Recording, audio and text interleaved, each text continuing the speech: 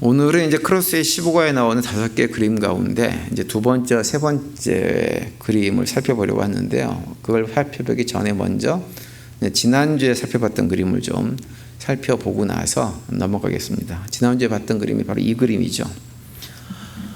이 그림은 지난주에 말씀드린 대로 어떤 그림이냐면, 그러니까 성경에서 아주 중요한 개념 가운데 하나인 남은 자 사상에 관련된 설명입니다. 그리고 이제 또 한 가지는 우리 유대인들이나 기독교인들이 생각하는 그 메시아의 오심, 다시 말하면 하나님 나라의 시작에 대한 이해가 어떻게 차이점이 있는지를 보여주는 이제 그림이라고 지난주에 설명을 드렸죠. 남은 자 사상이라고 하는 것은 어떤 의미냐면, 이 세상에 있는 모든 사람들이 다 하나님을 떠나고 죄악 가운데 살아가도 그런 와중에도 끝까지 남아서 하나님 백성으로서의 삶을 신실하게 살아내는 사람들이 누구냐면 바로 남은 자들입니다. 그런데 이제 이 그림에 보면 그 남은 자의 시작이 누구로부터 시작되냐면 아브라함으로부터 시작을 하는 것으로 되어져 있죠.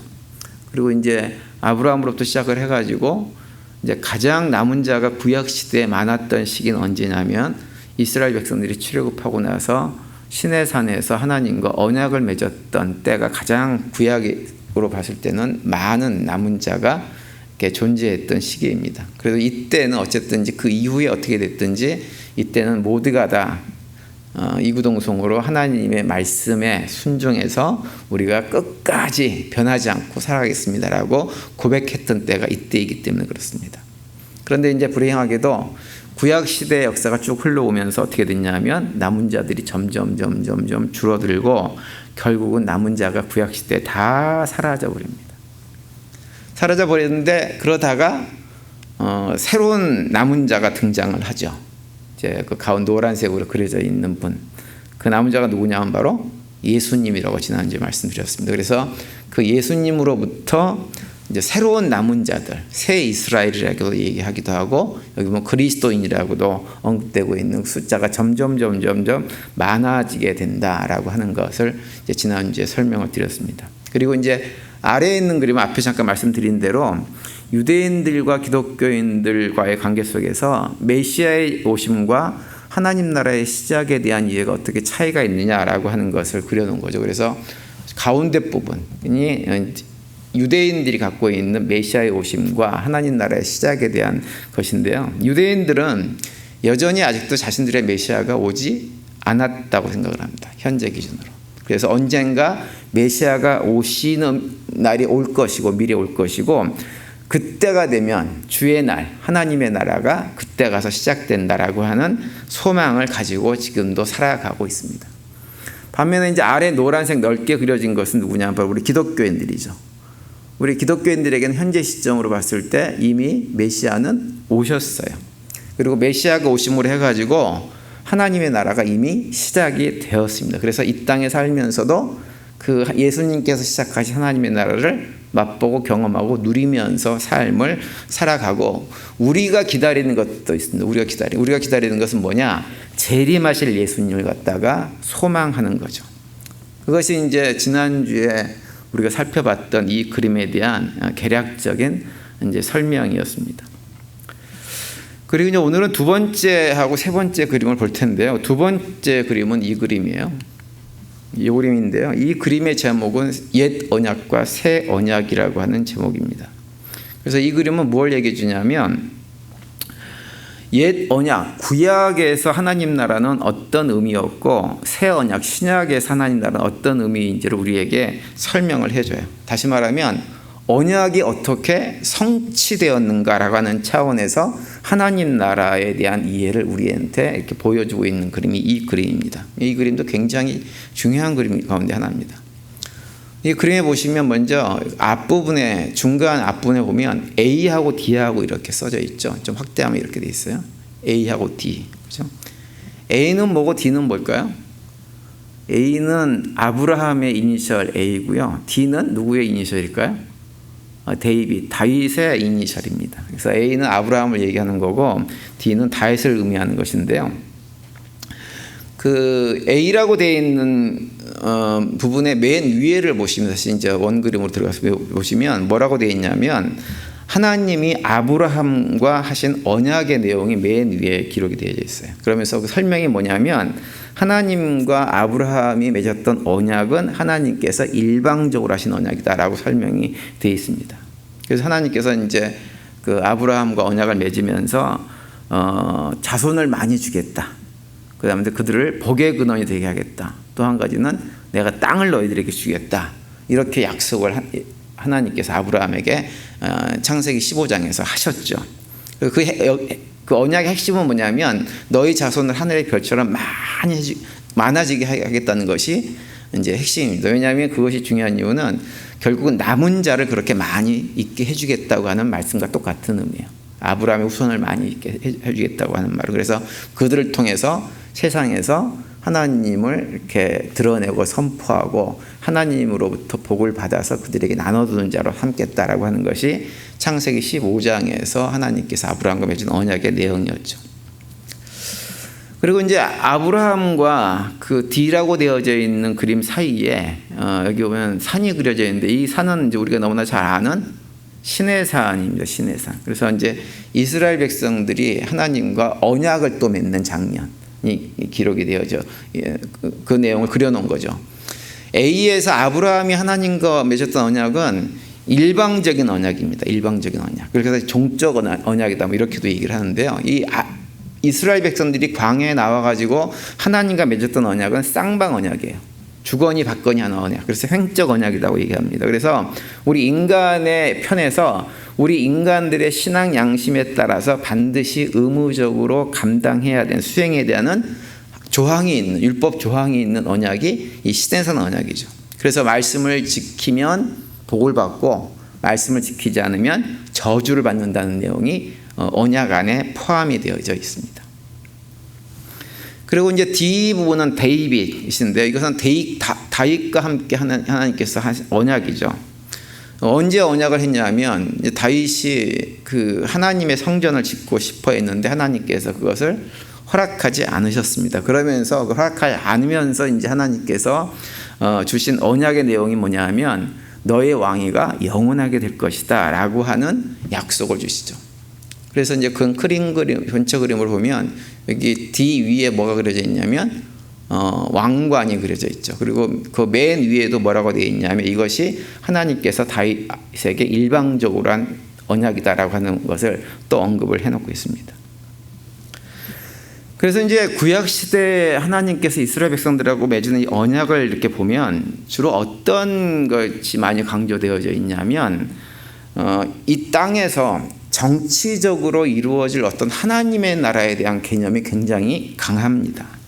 그래서 그런 나라가 이루어지는 것이 무엇이냐? 언약의 성취구나라고 이해가 되어지는 것이 구약의 내용이에요.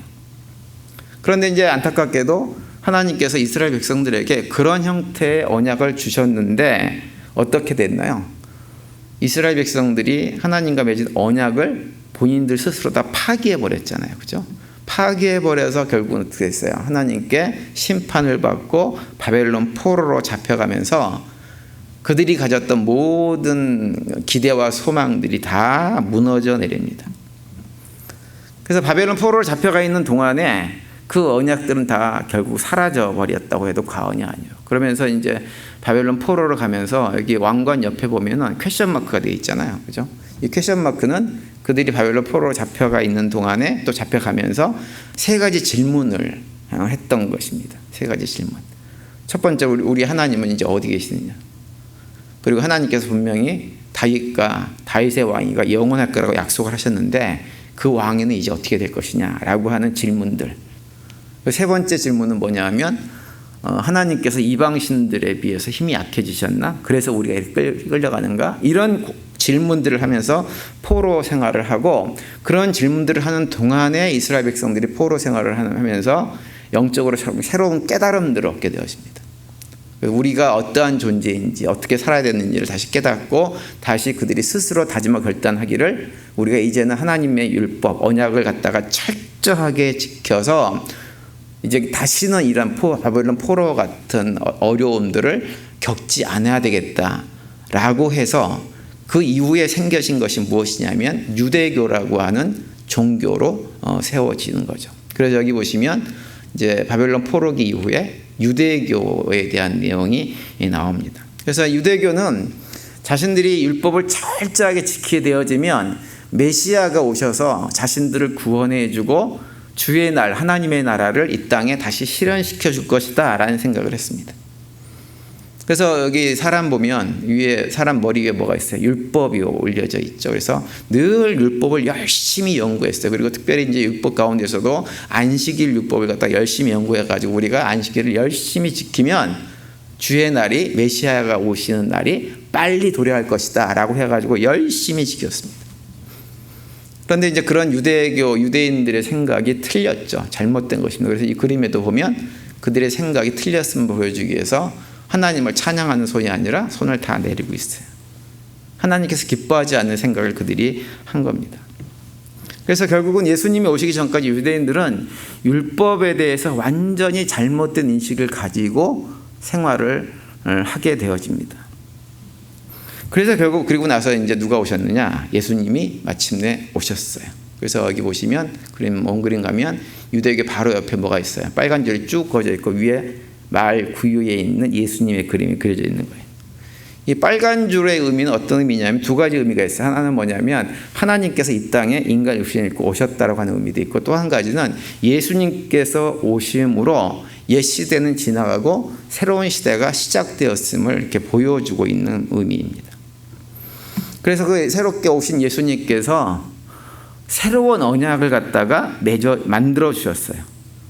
그리고 이제 그 새로운 언약의 핵심이 무엇이냐? 그 옆에 있는 뭐가 그려져 있어요? 이 그림입니다. 이게 무슨 그림이에요? 성찬식의 그림 그려져 있죠. 위에 있는 동그라미는 떡이고 아래에 있는 것은 포도주 잔을 갖다가 그려놓은 거죠. 우리가 이미 예전에 봤던 것입니다. 그러면서 이제 그 가운데 있는 내용은 뭐냐면 성찬식의 핵심 메시지가 무엇이다라고 하는 것을 보여주고 있는 거예요.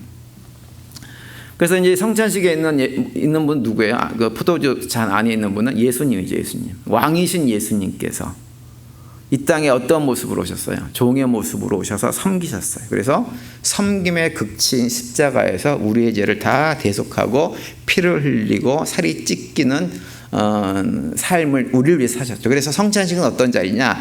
바로 그렇게 예수님께서 우리의 죄를 대속하기 위해서 피를 흘리고 살이 찢기는 것을 기억하고 기념하는 자리입니다.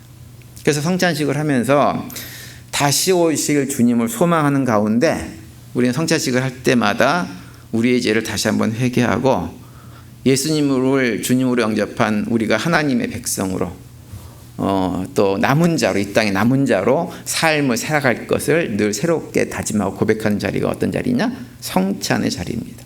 그리고 또 한 가지는 성찬을 먹고 마심으로 해서 이제는 우리도 예수님처럼 예수님과 연합되어 가지고 예수님이 이 땅에 오셔가지고 섬김의 삶을 사셨던 것처럼 우리도 그렇게 섬기는 삶을 살기로 다짐하고 결단하는 자리가 성찬식의 자리예요.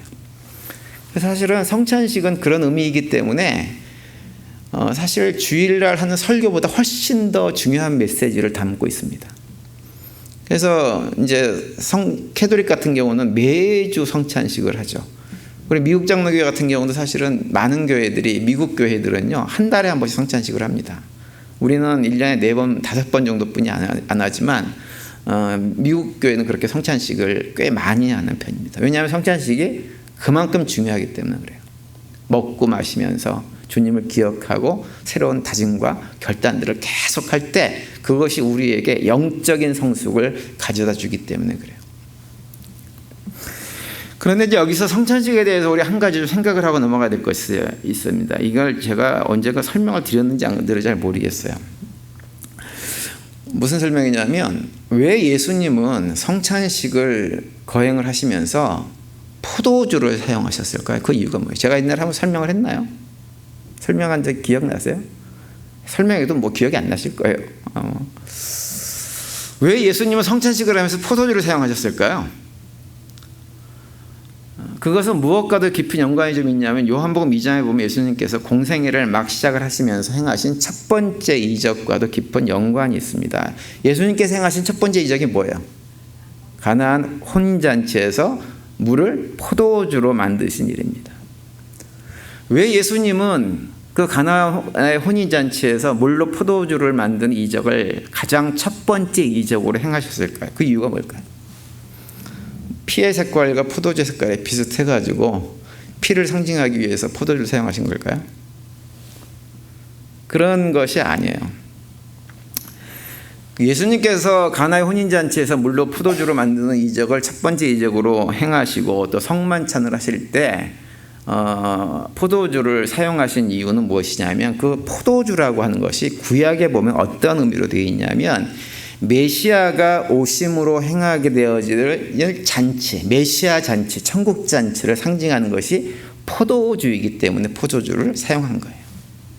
그래서 구약에 보면 이사야 25장이나 아모스 9장 같은 곳에 보면 메시아가 오시게 되어지면 어떤 일이 벌어지느냐, 맑은 포도주를 가지고 그분이 우리에게 연회를 베풀어 주실 것이다 라고 하는 메시지를 예언을 해주고 있습니다. 그래서 이사야 25장 6절에 보면 이렇게 말씀을 하고 있죠. 만군의 여호와께서 이 산에서 만민을 위하여 기름진 것과 오래 저장하였던 포도주로 연회를 베푸시리니 그 골수가 가득한 기름진 것과 오래 저장하였던 맑은 포도주로 하실 것이며 라고 말씀합니다. 메시아가 오셔가지고 자기 백성들을 위해서 큰 잔치를 베푸시는데 무엇으로 하시느냐? 포도주를 사용하실 것이라고 말씀을 하고 있는 거예요. 그러니까 포도주는 메시아가 오셔가지고 메시아 왕국이 시작된 것을 보여주는 사인과 같은 거예요. 아모스 9장에도 보면 이렇게 말씀을 하고 있어요. 9장 14절에 보면 내가 내 백성 이스라엘에 사로잡힌 것을 돌이키리니 저희가 황무한 성읍을 건축하고 거하며 포도원들을 심고 그 포도주를 마시며 과원들을 만들고 그 과실을 먹으리라 이렇게 말씀합니다. 이 아모스 9장 말씀도 하나님께서 메시아가 오셔가지고 자기 민족을 회복시키면서 그들과 함께 메시아 잔치를 하는 장면을 우리에게 보여주고 있는 거예요.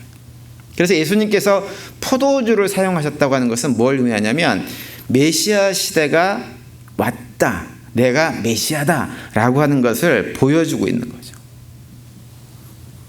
근데 이제 많은 경우에 특별히 이제 가나의 혼인잔치 같은 경우에 그 이야기를 굉장히 이렇게 잘못 설명을 합니다.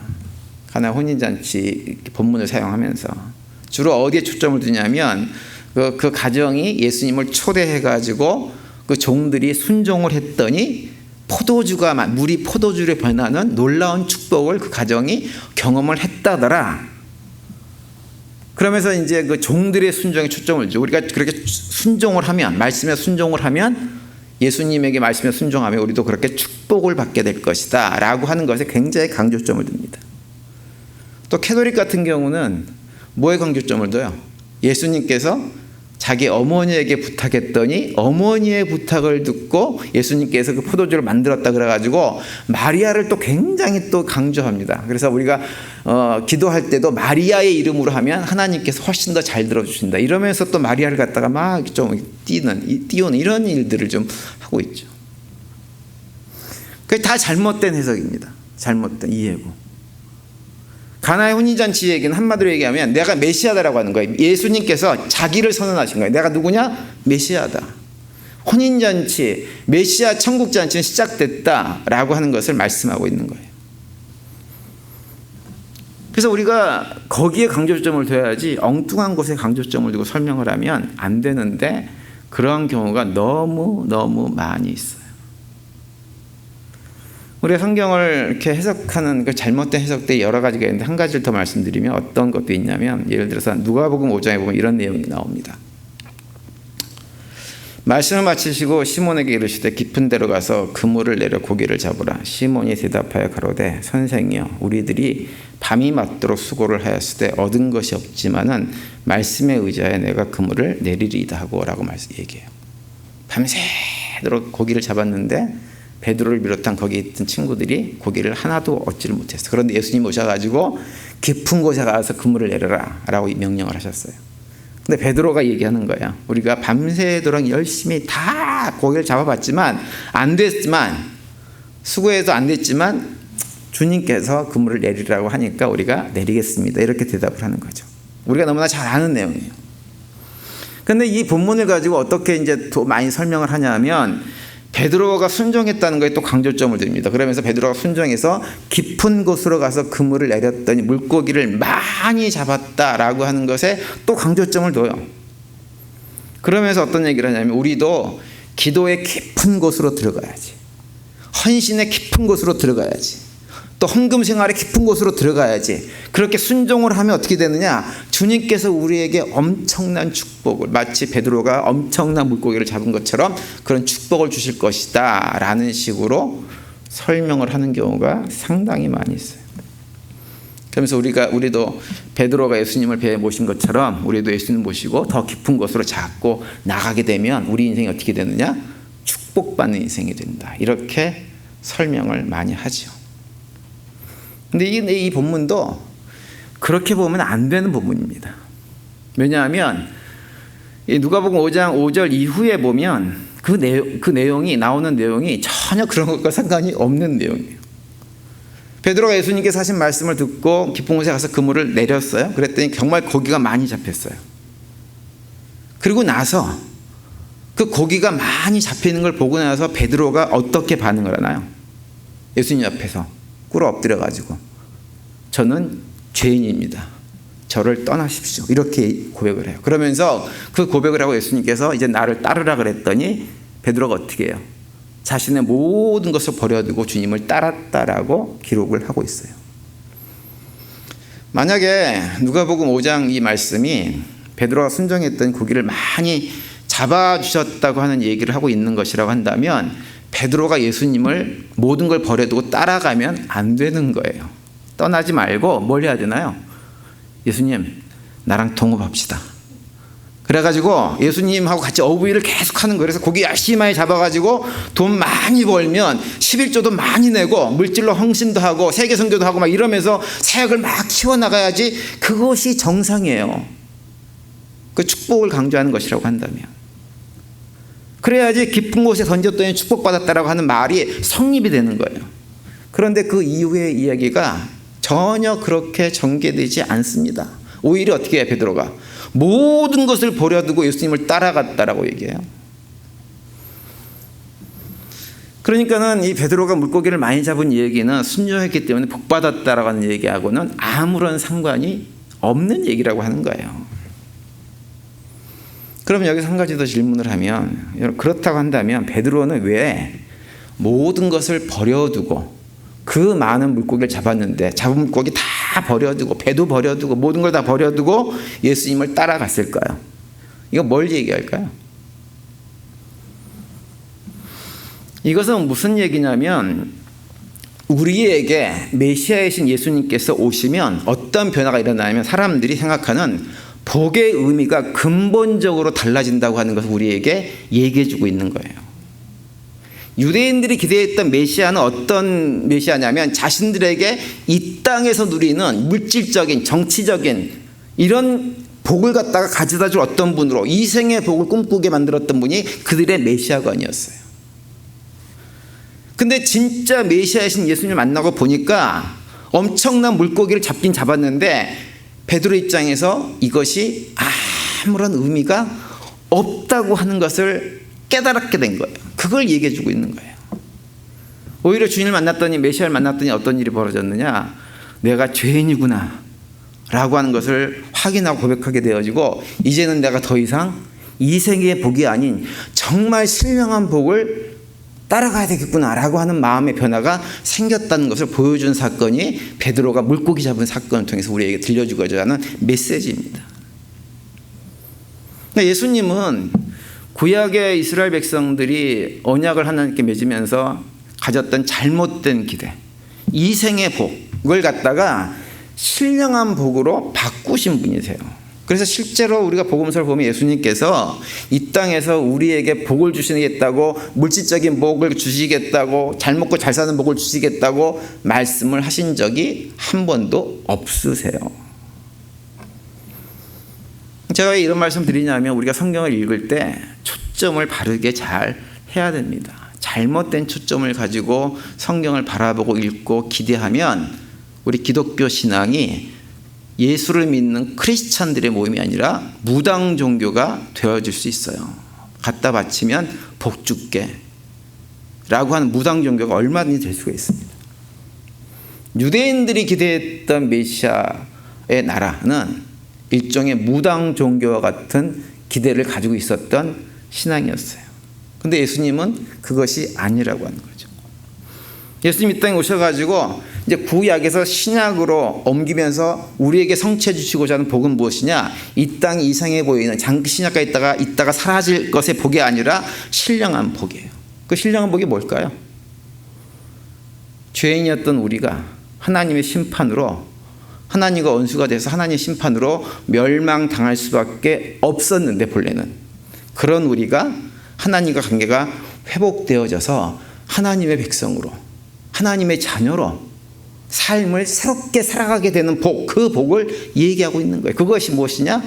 신령한 복인 거예요. 그러니까 우리는 그 복을 이미 다 받은 사람들이잖아요. 그죠? 근데 가만히 생각을 해보세요. 우리가 하나님께 복 달라고 기도할 때 그 복의 내용이 뭐예요? 우리도 여전히 이 생의 복을 그렇게 원합니다. 하나님 건강 주세요. 물질 주세요. 자녀들 좋은 대학 가게 해주세요. 자녀들 좋은 직장 취직하게 해주세요. 그것이 우선이고, 그리고 나서 하나님 우리 할 수만 있으면 우리 자녀들이 믿음 생활 잘하게 해주세요가 저 뒤에가 있어요. 우리는 그 신령한 복을 저 뒤에 골방에다가 밀어놓고 있다고. 여전히 우리도 잘못된 신앙, 예수님께서 원하시는 복음의 메시지는 전혀 그런 것이 아님에도 불구하고 우리도 그렇게 기대를 하고 신앙생활을 하기도 하고, 제가 목사지만 많은 목사님들이 이런 본문들을 잘못 가르쳐서 교인들이 무당 종교를 쫓아다니는 사람들로 만들어버린 것이 오늘날 우리들의 현실입니다. 그래서 우리가 그런 것들을 다시 한번 깊이 생각을 좀 해봐야 하는 거예요. 그래서 이제 그림을 좀 다시 보시면, 여기 보시면 빨간색 화살표가 이렇게 밑으로 쭉 돼 있죠. 그죠? 이것은 뭐냐면, 그렇게 구약에서 하나님께서 약속하셨던 그 언약들이 쭉 가서 예수님으로 와가지고 어떻게 구약의 예언이 성취되었는가라고 하는 것을 보여주고 있는 거예요. 구약에서 하나님께서 하신 언약은 크게 세 가지입니다. 첫 번째로 뭐냐면, 아브라함과 언약을 맺어서 특별히 아브라함의 후손을 통해서 그들을 복의 근원으로 삼겠다고 하는데, 복의 근원으로 삼겠다고 하는 것은 무엇이냐면, 그들을 통해서 누가 메시아이신 예수 그리스도를 보내주겠다고 약속인 거예요. 그런데 실제로 어떻게 됐어요? 아브라함 후손을 통해서 약속하셨던 그 후손이 오셨다고 하는 거예요. 성취됐다고 하는 걸 보여주는 거예요. 두 번째로 시내산에서 하신 언약은 뭐냐면, 어떤 명령을 주셔가지고, 율법을 주셔가지고 하라 하지 마라라고 계명들인데, 예수님은 그 계명의 전체 의미가 무엇인지 우리에게 한 말씀으로 우리에게 설명을 그냥 해주셨어요. 여러 군데에서 그 말씀을 하셨죠. 대표적으로 요한복음 13장 34, 35절에 보면 이렇게 말씀합니다. 새 계명을 너희에게 주노니 서로 사랑하라. 내가 너희를 사랑한 것 같이 너희도 서로 사랑하라. 너희가 서로 사랑하면 이로써 모든 사람이 너희가 내 제자인 줄 알리라. 구약에 하나님께서 율법을 갖다가 이것저것 많이 주셨지만 그 모든 율법을 한마디로 정리하면 뭐다? 사랑하라라고 하는 거, 사랑하라. 그것이 다다. 이렇게 말씀하셨어요, 예수님께서. 그러면서 우리한테 사랑하라고 말씀합니다. 그래서 그 사랑으로 예수님께서 율법을 완성시키셨습니다. 주님께서 우리를 사랑하시고 하나님을 사랑하심으로 율법을 완성하셨어요. 그래서 로마서에서 사도 바울은 또 이렇게 고백을 하고 있죠. 우리한테 이렇게 고면합니다. 피차 사랑하비 외에는 아무에게든지 아무 빚도 지지 말라. 남을 사랑하는 자는 율법을 다 이루었느니라. 간음하지 말라, 살인하지 말라, 도둑질하지 말라, 탐내지 말라 한 것과 그 외에 다른 계명이 있을지라도 내 이웃을 내 자신과 같이 사랑하라 하신 그 말씀 가운데 다 들었느니라. 사랑은 이웃에게 악을 행치 아니하나니 그러므로 사랑은 율법의 완성이니라. 이렇게 말씀합니다. 예수님께서 스스로 하나님께서 구약시대 때 주셨던 율법 모든 것들을 우리를 사랑하심으로, 또 하나님을 사랑하심으로 율법을 완성해 버리셨어요. 그래서 더 이상 우리가 율법의 메인자로 살 필요가 없게 만드신 거죠. 그리고 이제 세 번째로 다윗과 언약. 다윗과 언약에서 가장 중요한 것은 무엇이냐면, 다윗의 왕조를 영원히 하겠다고 말씀하셨잖아요. 그래서 실제로 예수님께서 오심으로 해서 그 예수님께서 우리의 영원한 왕이 되어 주셨어요. 그래서 그 언약도 성취가 된 것입니다. 그런데 여기 그림에 보시면 한 가지 이제 좀 보일 거 뭐냐면, 이 그림이 빨간색 화살표가 한 통으로 쭉 연결되어 있는 것이 아니고 중간중간에 잘려져 있죠. 이것은 뭘 의미하냐면, 그 새 언약으로 성취된 것들이 꼭 구약의 것과 똑같이 100% 똑같은 것은 아니다라고 하는 것을 의미하는 거예요. 약간 다르다고 하는 거죠. 형식은 같지만 내용은 좀 다르다라고 하는 걸 보여주는데, 그걸 갖다가 보여주는 그림이 다음 그림, 세 번째 그림입니다. 이 그림이에요. 이제 이 그림은 새 언약 안에서 남은 자들, 즉 하나님 백성들, 그리스도인들에게 구약의 언약이 어떻게 실제적으로 우리에게 성취되었는가라고 하는 것을 보여주는 그림이에요. 그런데 그 언약의 성취 과정이 보면 이제 언약의 형식은 같지만 내용이 다르다라고 하는 거예요. 그래서 그림에 보시면 왼쪽에 1번부터 6번까지 번호가 있죠. 이 번호가 뭐라 그랬죠? 율법 조항이 아니고 구약에서 하나님께서 이스라엘 백성들과 맺은 시내산에서 맺은 언약의 형식입니다. 형식. 그죠? 구성 형식이 6번까지 있어요. 그래서 그 언약의 형식은 어떤 것이냐면, 고대 사회에서 한 나라가 다른 나라를 정복했을 때 나라와 나라 사이에 맺는 조약의 형식을 취했다라는 설명을 제가 드렸었습니다. 기억하실지 모르지만 그와 똑같은 방식으로 했어요. 그래서 그 6가지가 뭐냐면 이렇게 됐어요. 1번은 뭐냐면 전문이에요. 전문. 두 번째는 역사를 얘기합니다. 세 번째는 규정, 그 다음에 네 번째는 제독과 보전, 다섯 번째는 증인, 여섯 번째는 축복과 저주. 이런 내용 형식으로 이렇게 구약의 특별히 시내산 언약이 구성이 되어져 있는데, 그와 똑같은 방식으로 예수님도 언약을 성취하셨어요. 우리를 위해서. 그래서 전문 같은 경우는 뭐냐면, 맨 위에 보면 하나님 표시가 되어 있잖아요. 1번 위에 하나님 표시가 되어 있잖아요. 그게 뭐냐, 예수님이 자기 자신을 뭐라고 말씀하셨냐면 내가 하나님이다, 이렇게 직접 말씀을 하셨어요. 특히 요한복음 보면 나는 누구누구다, 땡땡이다 라고 하는 표현들이 참 많이 나오거든요. 그 다 뭐 어떤 표현이냐면, 나는 땡땡이다 라고 하는 표현은 구약적으로 얘기하면 어떤 의미냐면 나는 나다 라고 하는 표현이에요. 출애굽기 3장에서 모세가 하나님을 만났을 때 하나님 이름이 뭡니까 물어보니까 나는 나야 그냥, 이렇게 말씀하셨거든요. 그와 똑같은 의미의 말씀을 하시면서 본인이 하나님임을 드러내십니다. 특별히 요한복음 이제 14장 8절과 9절에 보면 이런 말씀이 있죠. 빌립이 이르되 주여 아버지를 우리에게 보여주옵소서, 그리하면 족하겠나이다. 예수께서 이르시되 빌립아, 내가 이렇게 오래 너희와 함께 있으되 내가 나를 알지 못하느냐? 나를 본 자는 아버지를 보았거늘 어찌 아버지를 보이라 하느냐? 이렇게 말씀하세요. 나를 본 자는 누굴 봤다? 아버지를 봤다고 하는 거예요. 그게 무슨 얘기예요? 내가 곧 하나님이다, 아버지다, 이 얘기예요. 예수님께서 스스로 그 말씀을 하셨어요. 나는 하나님이다. 그러면서 두 번째 뭐냐면 역사죠. 역사. 이 역사 부분은 이 내용입니다. 무엇이냐? 예수님께서 하신 일이에요. 하신 일. 그래서 이 그림의 내용이 뭐냐면 맨 왼쪽부터 보면 시커멓게 된 것이 우리들입니다. 우리 인간들. 우리가 예수 믿기 전의 상태. 하나님을 찬양하지 않고 자기만 사랑하고, 그래서 죄 가운데 있으면서 사망의 자리에 있었던 우리들, 그 우리들을 위해서 예수님께서 이 땅에 오셔가지고 그런 우리를 사랑하셔서 이 땅에 오시고 우리의 죄를 대속하셨어요. 십자가에서 죽으셨어요. 죽으셔가지고 무덤에 묻히시고 3일 만에 다시 살아나셔서 부활 승천하셨습니다. 이 사건을 통해서 우리로 하여금 하나님의 자녀가 되게 해 주셨어요. 그러니까 예수님께서 하신 일이 그거예요.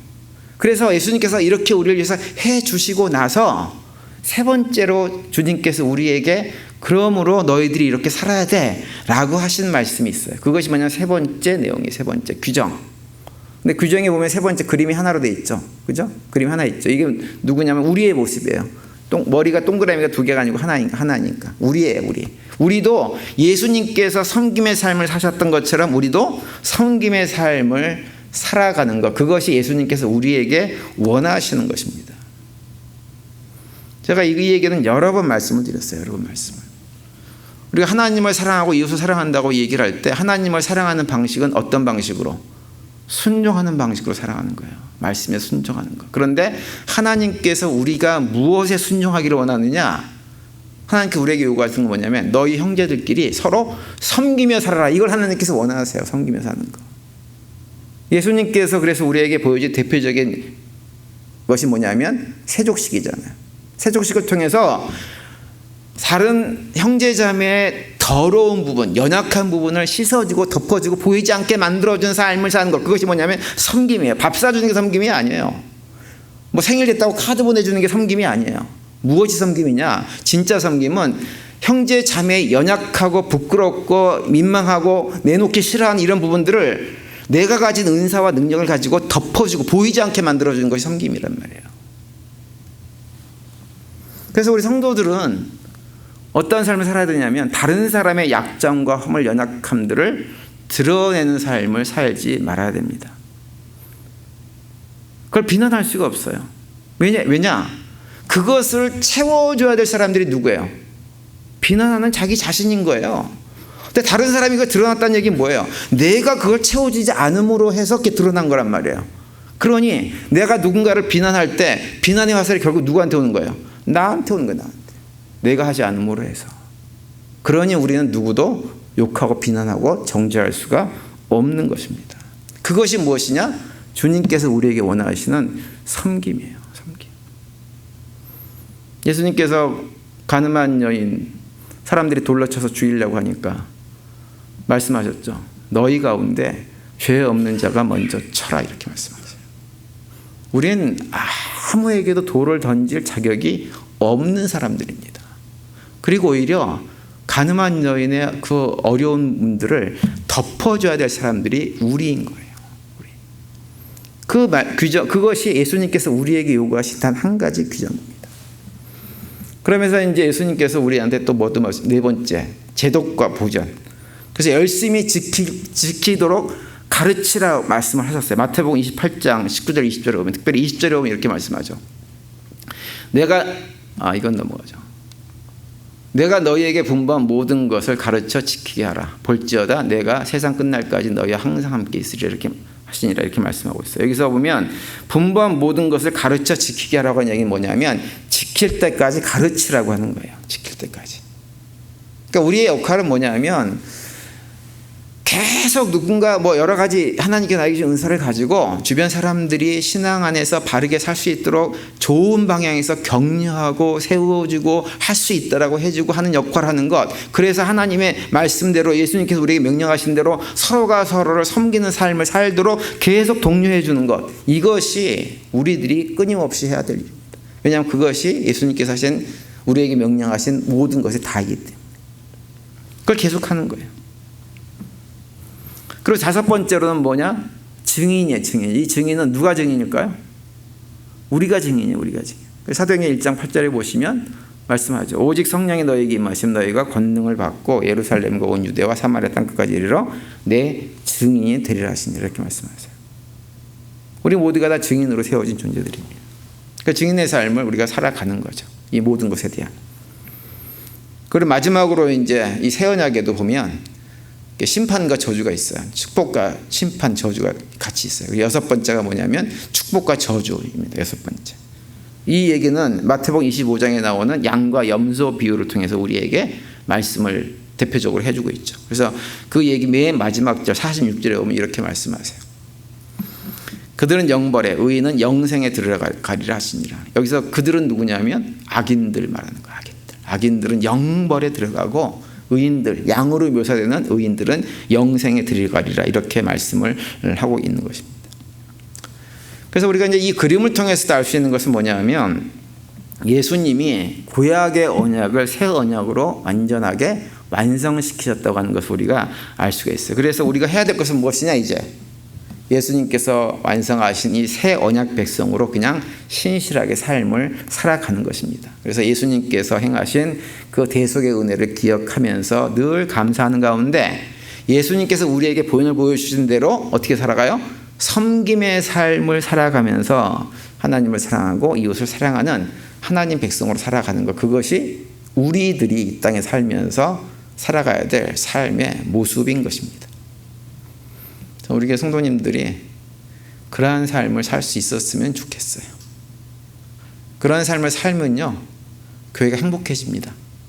누구 욕하고 비난할 일이 하나도 없어요.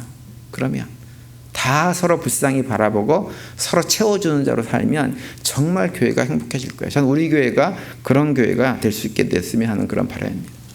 남은 한 주간 동안인데 그런 고백 가운데 살아가시면서 예수님께서 우리 허락하신 새 언약을 단단히 붙들고 믿음으로 승리하시고 그 가운데 하나님 나라의 백성으로 하나님 기쁨이 되어 살아가는 복된 남은 한 주간이 되시기를 간절히 축원을 드립니다.